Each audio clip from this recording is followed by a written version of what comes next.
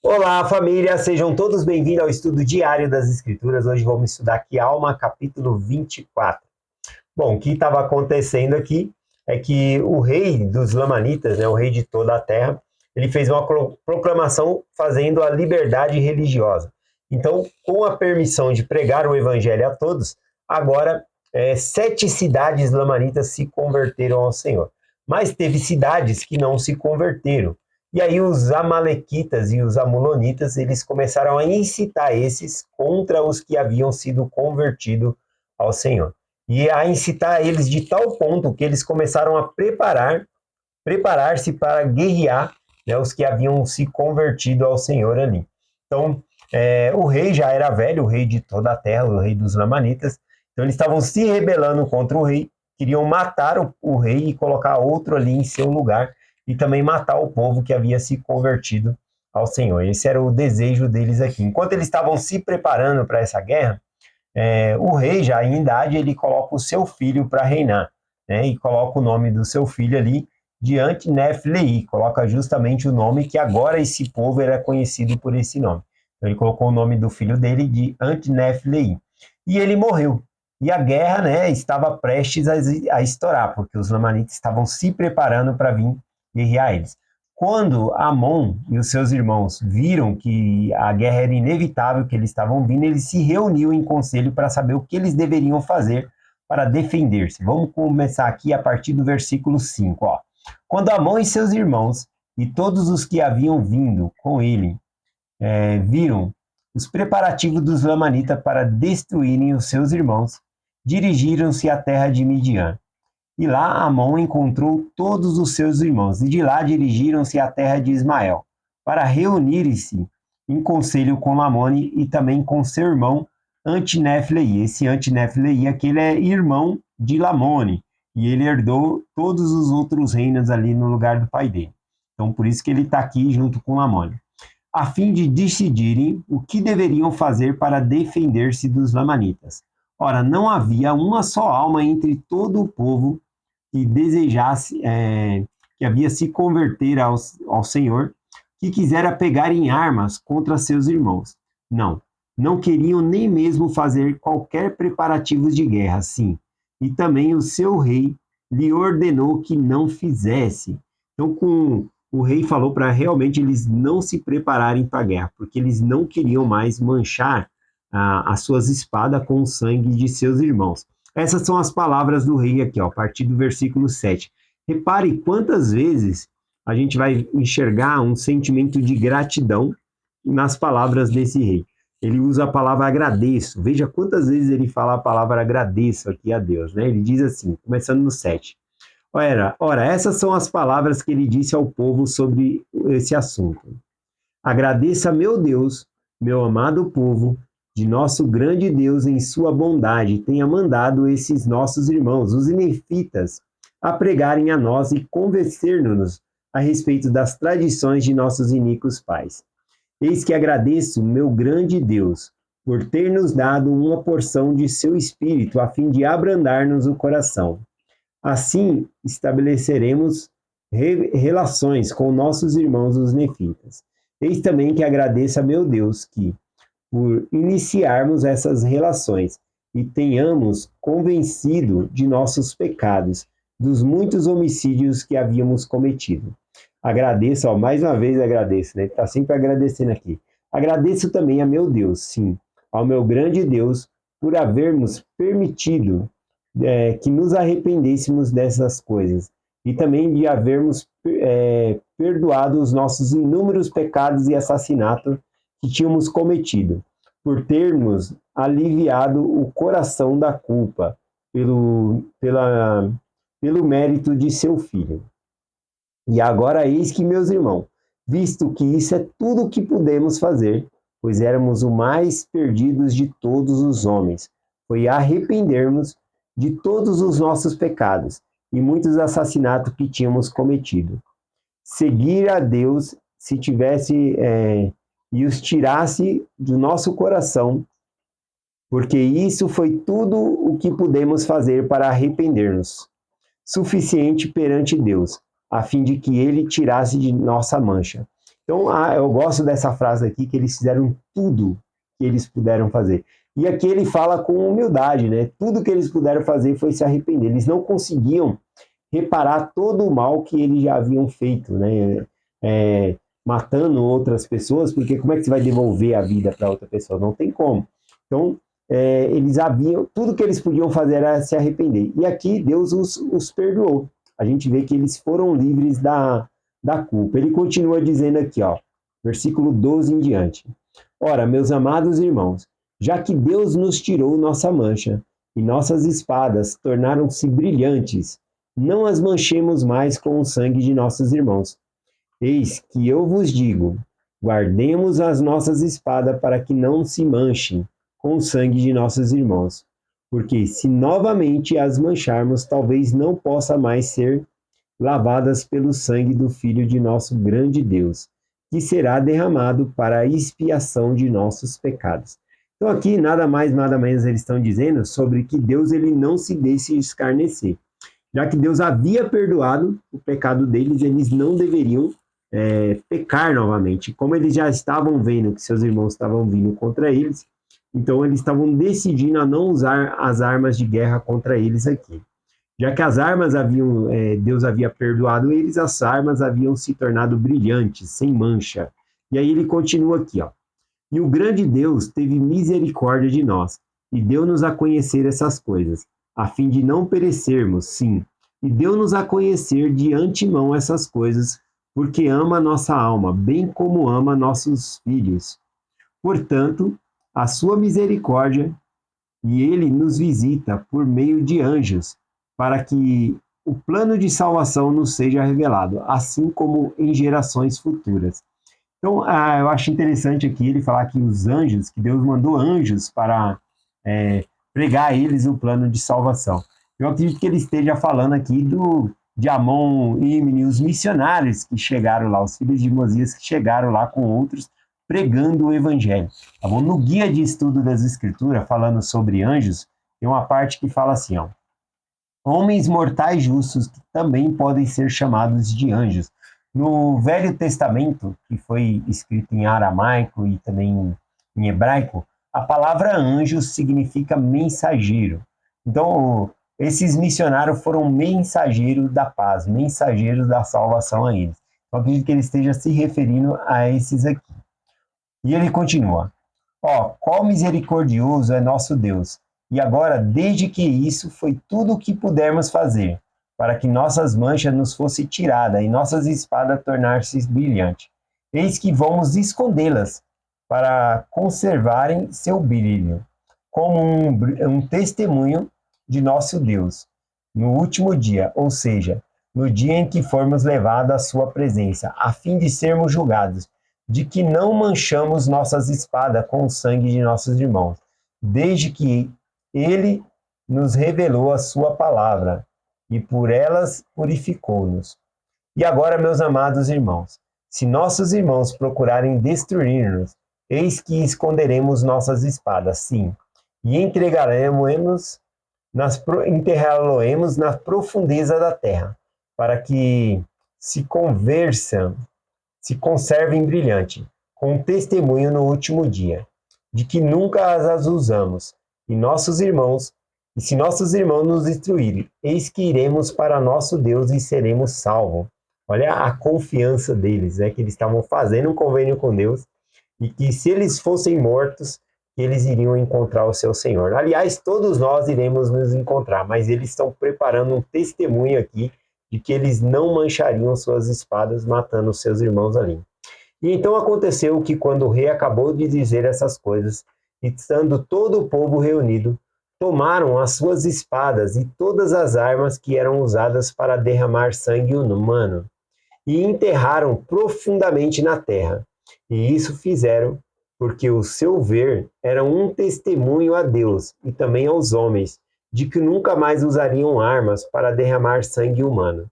E assim fizeram, prometendo e fazendo convênio com Deus de que, antes de derramar o sangue de seus irmãos, sacrificariam a própria vida, e de que, ao invés de tirar de um irmão, que lhe daria, e que Ao invés de passar os dias em ociosidade, trabalhariam muito com as próprias mãos. E assim vemos quão grande os lamanitas foram levados a conhecer a verdade e nela acreditar. Mantiveram-se firmes, preferiram sofrer até mesmo a morte ao pecar. E assim vemos que enterraram suas armas de paz, ou melhor, enterraram as armas de guerra em favor da paz. Achei interessante, né, que aqui Mormon, né, fazendo esse resumo da fala deles, quando ele coloca aqui, né, essas palavras, ficou um pouco estranho, né, quando ele fala, e assim vemos que enterraram suas armas de paz. Ele falou, enterraram suas armas de paz? Ele falou, acho que alguém não vai entender essas palavras. Como era escrito em placas, né, teria que derreter a placa toda, fazer outra placa para continuar escrevendo. Então ele tipo que consertou a frase aqui, né? Ou seja, enterraram suas armas de paz, aí ele falou, ou seja, ou melhor, enterraram as suas armas de guerra em favor da paz. Aí era isso que ele estava querendo dizer. Então ele dá uma corrigida aqui, né? Eu achei interessante isso. Continuando, ele disse, e aconteceu que seus irmãos, os lamanitas, fizeram preparativos para a guerra e subiram à terra de Nefe com o propósito de destruir o rei e substituí-lo por outro, e também de destruir o povo diante de Nefleim. Ora, quando o povo viu que os lamanitas vinham atacá-los, saíram ao encontro e prostraram-se por terra diante deles e começaram a invocar o nome do Senhor. Ao invés de fugir, eles avançaram, né? E começaram a clamar a Deus, cair de joelho ali, se prostrar e clamando a Deus, buscando a Deus. E estavam nessa atitude quando os lamanitas começaram a atacá-los e a matá-los com a espada. E assim, sem encontrarem resistência alguma, mataram 1.005 deles. E sabemos que eles são abençoados porque foram morar com o seu Deus. Ora, quando os lamanitas viram que os seus irmãos não fugiram da espada, nem que se voltavam nem para a direita nem para a esquerda, mas que se deitavam e morriam louvando a Deus até mesmo no momento em de serem abatidos pela espada. Ora, quando os lamanitas viram isso, abstiveram-se de matá-lo, e muitos houve que se sentiram conduídos pelos seus irmãos que haviam caído pela espada, porque arrependeram-se do que haviam feito. E aconteceu que arremessaram no chão as suas espadas de guerra, e não quiseram mais pegá-las, porque estavam compungidos pelos assassinatos que haviam cometido. E ajoelharam-se, assim como seus irmãos, confiando na clemência dos que tinham os braços levantados para matá-los. E aconteceu que naquele dia, uniram-se ao povo de Deus, juntaram-se mais do que haviam sido mortos. E os que foram mortos eram justos. Não temos, portanto, razão para duvidar que foram salvos. E não havia um homem iníquo entre todos os que foram mortos, mas mais de 1.000 chegaram ao conhecimento da verdade. E assim vemos que o Senhor trabalha de vários modos para salvar o seu povo. Estou aqui no versículo 28, para finalizando aqui, vai até o 30. Bom, aqui então a gente vê um grande milagre. Enquanto eles estavam matando os lamanitas, eles se compungiram no seu coração, porque viram aquela grande cena. E aí eles jogaram, né, os lamanitas que estavam matando seus irmãos, eles jogaram suas espadas no chão e eles caíram no chão também ali, acreditando na clemência de quem estava vindo atrás, matando, né, o povo de Antineflei, e também poderia matar eles, porque eles caíram por terra ali e começaram a clamar também por conta daquilo. E aqui Mormon ele deixa algo bem claro. Ele fala que os que morreram foram encontrar Deus, porque eles eram pessoas justas. E morreu 1.005 deles. Mas os que se converteram, os que vieram conhecer a verdade por esse meio, visto a grande mudança que tinha acontecido no coração deles, esses também mudaram. Então se uniram muito mais do que os que morreram. Então não teve perda nenhuma aqui, aliás, né? Porque os que morreram foram levados para Deus.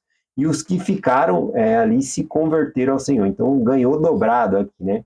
Versículo 28 em diante diz: Ora, A maior parte dos lamanitas que mataram tanto de seus irmãos era composta de amalequitas e amulonitas, pertencendo a sua maioria à ordem de Neores. Ora, entre os que se juntaram ao povo do Senhor, nenhum havia que fosse amalequita nem amulonitas, nem que fosse da ordem de Neor, mas eram todos descendentes de Lamã e Lemuel. Então fala aqui que os lamanitas mesmo, a maioria, eles se converteram ao Senhor aqui, mas os amalequitas e amulonitas, nenhum deles. Né? Lembrando que amalequitas e amulonitas, eles eram descendentes dos nefitas, tá bom? Mas eles apostataram, e aqui tem uma lição importante no versículo 30, né? Porque esses que eram nefitas, que se afastaram, olha o que diz deles.